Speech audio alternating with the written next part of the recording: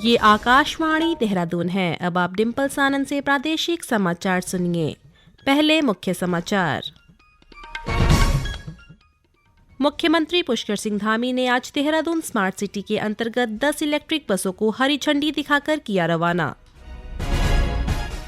श्री केदारनाथ धाम के प्रसाद की पैकेजिंग होगी प्लास्टिक मुक्त, जिलाधिकारी ने दिए योजना बनाने के निर्देश। मसूरी के विकास के लिए वन टाइम सेटलमेंट के तहत शीघ्र बनेगी योजना। और प्रदेश के चंपावत जिले में एप्पल मिशन योजना के तहत 100 सेब के बगीचे होंगे विकसित। और अब समाचार विस्तार से। मुख्यमंत्री पुष्कर सिंह धामी ने आज देहरादून स्मार्ट सिटी के अंतर्गत 10 इलेक्ट्रिक बसों को हरी झंडी दिखाकर रवाना किया। ये बसें आईएसबीटी से मालदेवता और आईएसबीटी से सहसपुर रोड पर चलेंगी। स्मार्ट सिटी के अंतर्गत 20 इलेक्ट्रिक बसों का संचालन देहरादून में पहले से ही किया जा रहा है। इस अवसर पर मुख्यमंत्री ने कहा कि स्मार्ट सिटी के अंतर्गत इलेक्ट्रिक बसों से विभिन्न यात्रा मार्गों पर जाने के लिए यात्रियों को पहले से ज्यादा सुविधा मिलेगी। उन्होंने कहा कि ग्रीन और क्लीन सिटी के लिए इन बसों का संचालन होना जरूरी है। श्री केदारनाथ धाम में उपलब्ध कराए जाने वाले प्रसाद को बेहतर ढंग से तैयार करने और प्रसाद पैकेजिंग को सिंगल यूज प्लास्टिक मुक्त करने की रुद्रप्रयाग जिला प्रशासन ने पहल शुरू कर दी है। इस संबंध में जिला प्रशासन ने आगामी यात्रा के दौरान तैयार किए जाने वाले प्रसाद में सिंगल यूज प्लास्टिक की पैकिंग को पूर्णतः वर्जित करने के निर्देश दिए हैं। जिलाधिकारी ने 15 दिसंबर तक पैकिंग की डिजाइनिंग और पैकिंग के सैंपल तैयार करने को कहा है। उन्होंने चौलाई से निर्मित श्री केदारनाथ प्रसाद के लड्डुओं की गुणवत्ता बढ़ाने पर भी विशेष जोर दिया। आज नौसेना दिवस मनाया जा रहा है। यह दिन 1971 में पाकिस्तान के साथ युद्ध में भारतीय नौसेना की भूमिका को सम्मानित करने के लिए मनाया जाता है। इस युद्ध में भारतीय युद्धपोतों ने कराची बंदरगाह पर हमला कर पश्चिमी तट पर पाकिस्तानी कार्रवाई को विफल कर दिया था। इस ऑपरेशन ट्राइडेंट में भारतीय नौसेना ने पीएनएस खैबर सहित 4 पाकिस्तानी पोत डुबो दिए थे और सैकड़ों पाकिस्तानी नौसैनिकों को मार गिराया था। आज के दिन को नौसेना की उपलब्धियों और देश की समुद्री सीमा को सुरक्षित रखने में उसकी भूमिका को उजागर करने के लिए भी मनाया जाता है। राष्ट्रीय जल सर्वेक्षण कार्यालय देहरादून में नौसेना दिवस पूरे उत्साह और उमंग से मनाया जा रहा है। इस दौरान कॉलेज व स्कूल के विद्यार्थियों को राष्ट्रीय जल सर्वेक्षण कार्यालय का भ्रमण करवाया गया। भारतीय नौसेना और हाइड्रोग्राफिक विभाग पर आधारित प्रदर्शनी का भी प्रदर्शन किया गया। उत्तरकाशी के हनौल स्थित महासू देवता और अल्मोड़ा स्थित जागेश्वर मंदिर के विकास के लिए बद्री केदारनाथ धाम की तर्ज पर अब मास्टर प्लान तैयार किया जाएगा। पर्यटन, संस्कृति एवं धर्मस्व मंत्री सतपाल महाराज ने यह जानकारी दी। अल्मोड़ा पुलिस ने सोबन सिंह जीना विश्वविद्यालय में एनसीसी कैडेटों को यातायात नियमों और पुलिस ऐप की जानकारी दी। वरिष्ठ पुलिस अधीक्षक प्रदीप कुमार राय ने बताया कि वाहन चलाने के दौरान बिना हेलमेट, 3 सवारी, ओवर स्पीड, ओवरलोडिंग, मोबाइल का प्रयोग, नो पार्किंग में वाहन लगाने, शराब पीकर वाहन चलाने और रैश ड्राइविंग करने वाले वाहन चालकों के फोटो और वीडियो बनाकर उत्तराखंड पुलिस ऐप पर दें। उन्होंने कहा कि नियम तोड़ने वाले वाहन चालकों के खिलाफ कार्रवाई अमल में लाई जाएगी। प्रदेश सरकार ने वरिष्ठ पत्रकार योगेश भट्ट को राज्य सूचना आयुक्त के पद पर नियुक्त किया है। राज्यपाल से स्वीकृति मिलने के बाद अधिसूचना जारी कर दी गई है। शासन के सचिव सुरेंद्र नारायण पांडे ने बताया कि उनका कार्यकाल 3 वर्ष का होगा। उन्होंने बताया कि मुख्यमंत्री की अध्यक्षता में बनी चयन समिति ने शासन से प्राप्त आवेदनों के आधार पर उनका चयन किया है। चयन समिति में नेता प्रतिपक्ष यशपाल आर्य और कैबिनेट मंत्री चंदन राम दास शामिल रहे। रुद्रप्रयाग जिले में आलवेदर रोड परियोजना के दूसरे चरण में बद्रीनाथ गौरीकुंड को जोड़ने वाली 900 मीटर सुरंग का निर्माण शुरू हो गया है। केंद्र सरकार ने सड़क और पुल के लिए 156 करोड़ रुपए की धनराशि जारी कर दी है। सुरंग के साथ ही अलकनंदा नदी पर 200 मीटर पुल का निर्माण भी किया जाएगा। गौरतलब है कि सीमा सड़क संगठन ने वर्ष 2009 में इसका प्रस्ताव केंद्र सरकार को भेजा था। उत्तरकाशी जिले में स्वरोजगार के लिए ऋण आवंटन को सरल करने की प्रक्रिया प्रशासन ने शुरू कर दी है। इस संबंध में जिलाधिकारी अभिषेक रोहेला ने बैंकर्स को चेकलिस्ट जारी करने के निर्देश दिए हैं। उन्होंने कहा कि स्वरोजगार के लिए ऋण लेने वाले लोगों को चेकलिस्ट बनने के बाद बार बार बैंकों के चक्कर नहीं काटने पड़ेंगे।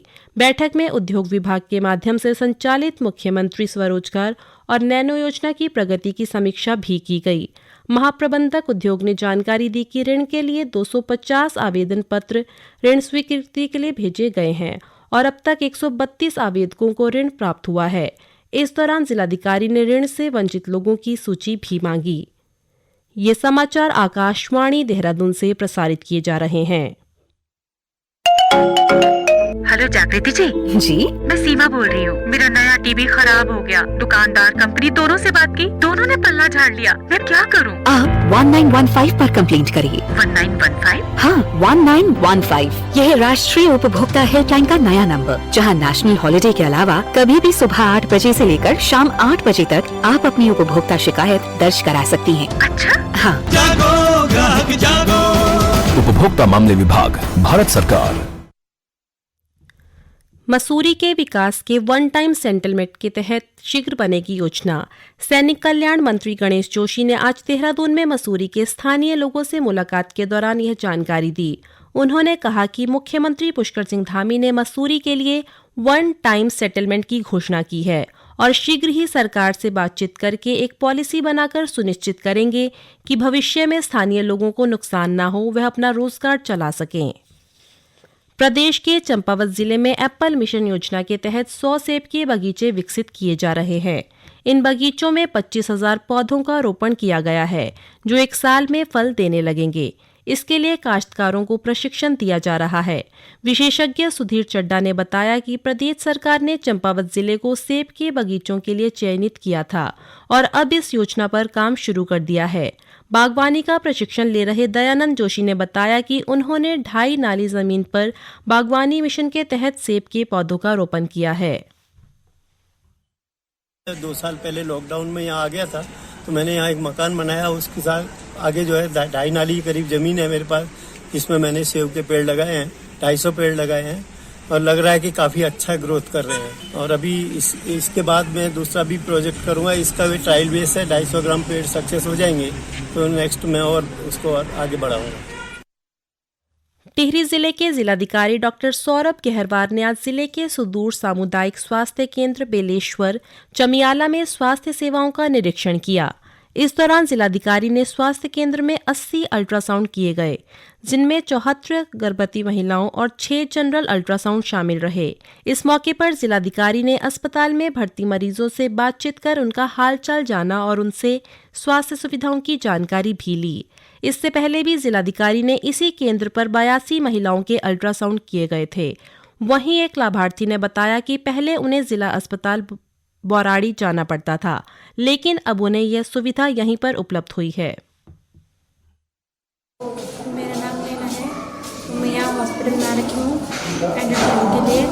पहले मुझे बहुत दूर जाना पड़ता था बौराड़ी, यहाँ कोई सुविधा नहीं थी। अब यहाँ बहुत सुविधा हो गई। यहाँ खुद डीएम साहब एंडोस्कोपी कराने के लिए आ रखे हैं। पर्यटन मंत्री सतपाल महाराज ने आज अल्मोड़ा जिले के मरचुला में आयोजित एक कार्यक्रम में कौतिक इंटरनेशनल फिल्म फेस्टिवल में प्रतिभाग किया। इस दौरान उन्होंने स्थानीय प्रदर्शनियों का अवलोकन किया और पहाड़ी उत्पादों की सराहना की। इस फिल्म फेस्टिवल में 40 फिल्मों को दर्शाया गया, जिसमें 6 एनिमेटेड, 8 डॉक्यूमेंट्री और 16 शॉर्ट फिल्म, 10 फीचर फिल्म शामिल हैं। इस दौरान पर्यटन मंत्री सतपाल महाराज ने कहा कि सुदूरवर्ती क्षेत्रों में इस प्रकार के आयोजनों से स्थानीय फिल्मकारों, कलाकारों और स्थानीय पर्यटन को बढ़ावा मिलता है। उन्होंने कहा कि उत्तराखंड में ऐसी फिल्म नीति तैयार की जा रही है जिसमें स्थानीय कलाकारों का सहयोग लेने, स्थानीय उत्पादों, संस्कृति को दिखाने पर फिल्मों को ज्यादा प्रोत्साहन दिया जा सके। राज्य में पर्यटन की अपार संभावनाओं के मद्देनजर ग्रामीणों को पर्यटन स्वरोजगार से जोड़ने के लिए राज्य सरकार की होम स्टे योजना कारगर साबित हो रही है। सीमांत चमोली जिले में योजना के तहत स्थानीय लोगों ने बड़ी संख्या में स्वरोजगार अपनाया है। जिले में 465 से अधिक होम स्टे है, जो दूरस्थ ग्रामीण क्षेत्रों में पर्यटक, धार्मिक स्थलों और यात्रा मार्गों के साथ ही पैदल ट्रैक पर स्थित हैं। जिला पर्यटन अधिकारी एस राणा ने बताया कि इस वर्ष यात्रा के सफल संचालन से होम स्टे संचालकों की आमदनी बढ़ी है। प्रधानमंत्री टीबी मुक्त भारत अभियान के अंतर्गत उत्तराखंड को टीबी मुक्त बनाने का लक्ष्य रखा गया है। वर्ष 2024 तक टीबी मुक्त बनाने के लिए स्वास्थ्य विभाग की ओर से योजनाबद्ध तरीके से कार्य किया जा रहा है। इस अभियान के तहत प्रदेश में अभी 6 जिलों में 20 दिसंबर तक घर घर जाकर टीबी रोगियों की पहचान की जा रही है। उत्तराखंड ने अभी तक इस अभियान के तहत उत्कृष्ट प्रदर्शन किया है और राष्ट्रीय स्तर पर निश्चय ही मित्र पंजीकरण में देश में लगातार दूसरा स्थान बनाया हुआ है।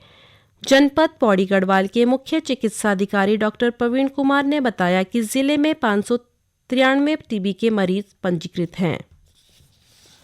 अंत में मुख्य समाचार एक बार फिर। मुख्यमंत्री पुष्कर सिंह धामी ने आज देहरादून स्मार्ट सिटी के अंतर्गत 10 इलेक्ट्रिक बसों को हरी झंडी दिखाकर किया रवाना।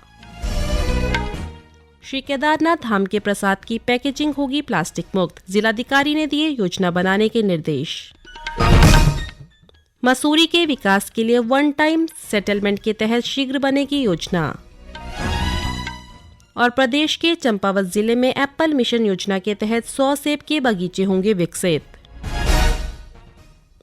इसी के साथ प्रादेशिक समाचार समाप्त हुए। नमस्कार।